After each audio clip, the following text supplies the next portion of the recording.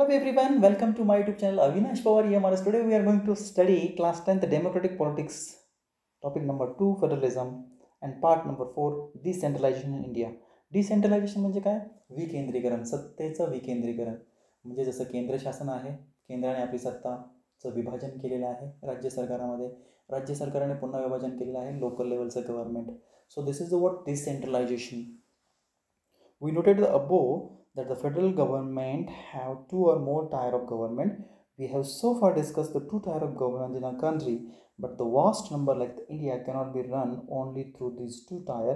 State in India are as large as independent countries of Europe.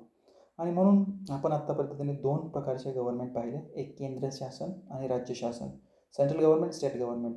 परंतु भारतसारख्या विशाल देशामध्ये केवळ दोनच प्रकारच्या शासन व्यवस्थेचा असून उपयोग चालणार नाही, तर त्याची आणखीन सत्तेची वाटणी जी आहे ती झाली पाहिजे. So states in India are as large as independent countries in Europe in terms of population. Uttar Pradesh is bigger than Russia, Maharashtra is as big as Germany. पहा, आपला उत्तर प्रदेश या रशियापेक्षा मोठा आहे आणि जर्मनी हा महाराष्ट्रासारखा आहे. So many of this states are internally very diverse. खूप विशाल असे आपले राज्य आहेत. So there is this need of power sharing within this state. Federal power sharing in India needs to another tier of government. आणि म्हणून अशा प्रकारच्या आपल्या शासन व्यवस्थेमध्ये पॉवर शेअरिंग भारतामध्ये खूप गरजेचे आहे. एक वेगळ्या प्रकारच्या लेवलला सत्तेचीही वाटणी किंवा आपण म्हणूया शासन व्यवस्था ही गेली पाहिजे. So this is the rationale for decentralization of power. Thus resulted the third tier of government called local government. आणि म्हणून याच्यामुळे एका तिसऱ्या प्रकारच्या शासन व्यवस्थेचा उदय झाला आणि तो होता लोकल गव्हर्नमेंट. आत्तापर्यंत आपण दोनच पाहिले होते, सेंट्रल गव्हर्नमेंट, स्टेट गव्हर्नमेंट, आणि आता हे local government. So when power is taken away from central and state government and given to the local government, it is called decentralisation. अतिशय सोपी व्याख्या आहे. ज्यावेळेस when power is taken away from central, सत्ता किंवा अधिकार हे आपण सेंट्रल आणि स्टेट गव्हर्नमेंटकडून घेतो आणि कोणाला देतो? लोकल गव्हर्नमेंटला अधिकार देतो. त्याला आपण म्हणूया decentralisation. The basic idea behind the decentralisation is that there are large number of problem and issues which are best settled at local level. आणि मग डिसेंट्रलायझेशनची का गरज आहे, लोकल गव्हर्नमेंटची का गरज आहे? कारण खूप सारे असे प्रॉब्लेम्स आहेत किंवा विषय आहेत जे लोकल पातळीवर सोडवले जाऊ शकतात. People have better knowledge of problem in their locality. They also have better ideas on where to spend money and how to manage things more efficiently. आणि लोकल लोकांना माहीत असतात की काय प्रॉब्लेम आहे, कशा पद्धतीने तो प्रॉब्लेम सोडवायचा आहे, किती पैसे त्याच्यावर खर्च करायचे आहेत, कशा पद्धतीने गोष्टी आपल्याला त्या मॅनेज करायच्या आहेत, आणि अतिशय परिणामकारक लोक ते करू शकतात. Besides at the local level it is possible for the people to directly participate in the decision making. एवढं असून सुद्धा आपण असं म्हणूया की लोकल लोकांना निर्णय प्रक्रियेमध्ये सहभाग घेता येतो. शासनाचे जे काही निर्णय घेतात त्या निर्णय प्रक्रियेमध्ये त्यांना सहभाग घेता येतो. This helps to inculcate a habit of democratic participation. आणि याला आपण म्हणूया की याच्यामुळे अशी सवय आपल्याला लागते की लोकशाहीमध्ये आपण आपला सहभाग हा घेतो. सो डेमोक्रेटिक पार्टिसिपेशन, लोकशाहीचा आपण म्हणूया लोकल पातळीवर सहभाग घेऊन निर्णय प्रक्रियेमध्ये सहभाग घेतो. So local government is the best way to realise one important principle of democracy, namely local self government. आणि म्हणून यालाच आपण म्हणूया लोकल प्रॉब्लेम्स लोकल लेवलवर सोडवायचे, त्यासाठी लोकल गव्हर्नमेंट तयार करायचं आणि त्याला आपण म्हणूया लोकल सेल्फ गव्हर्नमेंट, स्थानिक पातळीवर चाललेलं स्वयंशासन. So this need for decentralisation was recognised in our constitution. Since then there have been several attempts to decentralize power to the level of village or town. आणि म्हणून आपल्या राज्यघटनेमध्ये सुद्धा तसंच आहे की खूप सारे प्रयत्न झाले होते की सत्तेचं जे विभागणं आहे किंवा सत्तेचं विकेंद्रीकरण हे खेड्या गावापर्यंत गेलं पाहिजे. मग काय पाहायला मिळतं? Panchayat, villages and municipalities in urban areas. गावामध्ये पंचायती आहेत, आपल्या पाहतो ना ग्रामपंचायत. त्याचबरोबर म्युन्सिपाल्टीज इन अर्बन एरिया, शहरामध्ये म्युन्सिपाल्टीज असतात ज्याला आपण नगरपालिका म्हणतो, बरोबर आहे. So municipalities in urban areas were set up in all the states. प्रत्येक राज्यामध्ये आपल्याला शहरी भाग असेल तर नगरपालिका, गाव असेल तर ग्रामपंचायत, मोठा शहरी भाग असेल तर आपण म्हणूया महानगरपालिका. So but these were the direct under the control of state government. पण ह्या सर्व प्रकारच्या लोकल गव्हर्नमेंटवरती कोणाचं नियंत्रण असेल? राज्य शासनाचं. Election to these local government were not held regularly. Local government did not have any power or resources of their own. परंतु काय होऊ लागलं की इलेक्शन हे रेग्युलर होत नव्हते. त्याचबरोबर लोकल गव्हर्नमेंटला विशेष अधिकार नव्हते. तेथील जे रिसोर्सेस आहेत, साधनसंपत्ती आहे, त्याचा उपयोग करण्याचा, त्यांच्या अधिकारांचा उपयोग करायचा. thus there were little decentralization in effective terms. आणि म्हणून थोड्या प्रमाणात हे सत्तेचं विकेंद्रीकरण हे झालेलं आपल्याला पाहायला मिळत होतं. So a major step towards the decentralisation was taken in 1992. The constitution has amended to make the third tier of democracy more powerful and effective. आणि म्हणून 1992मध्ये निर्णय घेण्यात आला, राज्यघटनेमध्ये सुधारणा करण्यात आली आणि तेथे सांगितलं की तिसरा जो टायर आहे, तिसरी जी लेवल आहे आपल्या लोकशाहीची, त्याला अधिक पॉवरफुल करणं, त्याला अधिक मजबूत करणं, त्याला अधिक प्रभावी करणं गरजेचं आहे. Now it has constitutionally mandatory to hold regular election to the local government. आता लोकल गव्हर्नमेंटमध्ये रेग्युलरली इलेक्शन होतं. जसं विधानसभेमध्ये, संसदेमध्ये दर 5 वर्षांनी होतात ना, तसं ग्रामपंचायतीमध्ये पण आपल्याला दर 5 वर्षामध्ये इलेक्शन पाहायला मिळतात. सरपंच बदलतात, ग्रामपंचायतीचे सदस्य बदलतात, बरोबर. Seats are reserved in the elected bodies and the executive head of this institution for schedule caste, schedule tribe or the backward classes.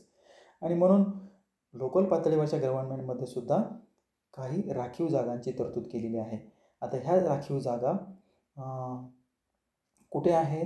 तर एक्झिक्युटिव्ह हेड म्हणजे ग्रामपंचायतीचा प्रमुख, उदाहरणार्थ सरपंच असेल तर त्यांच्यासाठी हा केलेला आहे. आणि त्यासाठी काही वेळा हे आरक्षण हे जे आहे ते SC, ST किंवा OBC यांच्यासाठी राखीव ठेवण्यात आलेलं आहे. At least 1/3 of all position are reserve for women. स्त्रियांसाठी 1/3 जागा ह्या लोकल लेवलला राखीव ठेवणाऱ्या आहेत, जेणेकरून स्त्री प्रतिनिधित्व निर्णय प्रक्रियेमध्ये सहभागी होतील, निवडून येतील. So an independent institution called State Election Commission has been created to each state to conduct panchayat and municipal election. आता हे इलेक्शन कोण घ्यायचं? तर राज्य निवडणूक आयोग, त्याला म्हणतात स्टेट इलेक्शन कमिशन. त्यांनी त्या ग्रामीण पातळीवरचे इलेक्शन असतील, पंचायतचे इलेक्शन असतील, म्युन्सिपल इलेक्शन असतील, ते घ्यायचे आहेत. State government are required to share some power and revenue with the local government bodies. The nature of sharing varies from state to state. आता राज्य शासनाने आपले जे काही अधिकार आहेत, आपला जो काही कर गोळा होईल लोकल गव्हर्नमेंटपासून, तो राज्य शासनाने या लोकल गव्हर्नमेंटला जास्तीत जास्त प्रमाणात शेअर करायचा आहे, वाटणी करायची आहे. So rural local government is popularly known by the name of panchayat raj. आणि ग्रामीण पातळीवर अशी जी शासन व्यवस्था चालायची त्याला पंचायती राज असं म्हणतात. Each village or group of village in the same states has gram panchayat. प्रत्येक गावावरती कोण असायचं? प्रत्येक गाव पातळीवर शासन करायचं कोण असतं? Gram panchayat. This is a council consisting of several ward member. आता ग्रामपंचायतमध्ये कसे निवडून येतात? प्रत्येक ग्रामपंचायतीमध्ये वॉर्ड असतात. वॉर्ड क्रमांक 1, 2, 3 प्रत्येक वॉर्डमधून ग्रामपंचायतीचा सदस्य निवडून येतात. ऑफन कॉल्ड पंच, त्याला पंचही म्हणतात किंवा ग्रामपंचायतचा सदस्य म्हणतात. So and a president sarpanch. ते सरपंच ग्रामपंचायतीचे सदस्य ज्या पक्षाचे जास्त असतील त्या पक्षाचा अध्यक्ष, तो कोण असतो? सरपंच असतो. किंवा they are directly elected by all the adult population living in that ward. किंवा सरपंच, आता आपण पाहिलं काही निर्णय घेतला होता ऑर विलेज, काही गावामध्ये जे अडल्ट आहेत, प्रौढ मतदार आहेत, ते डायरेक्टली सरपंचाला त्यांच्या निवडून देतात.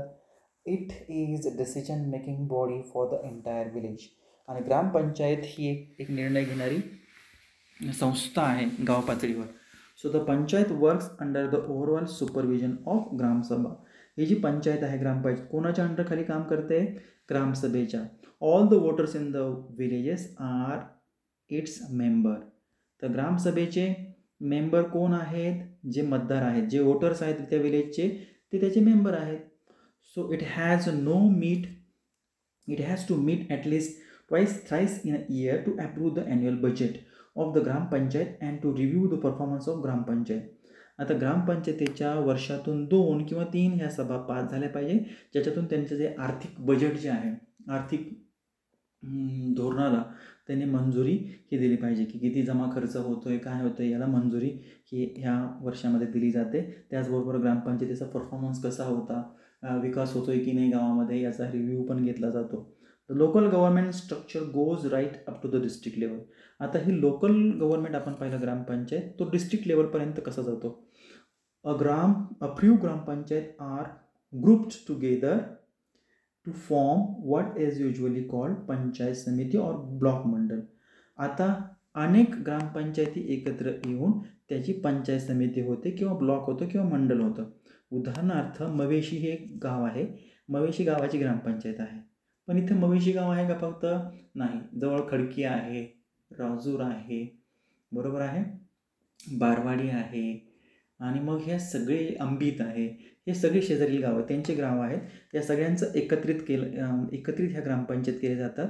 एकत्रित केले जातात म्हणजे टुगेदर त्यांची रचना अशी केली जाते, त्यांचं मिळून एक ब्लॉक तयार केला जातो, एक मंडल तयार केलं जातं आणि त्याला म्हणतात पंचायत समिती. आता ह्या सगळ्या गावं कुठं आहेत? आपण मवेशी, अंबित, बारवाडी, राजूर हे कोणत्या ब्लॉकमध्ये आहेत? अकोले ब्लॉकमध्ये आहेत, बरोबर आहे.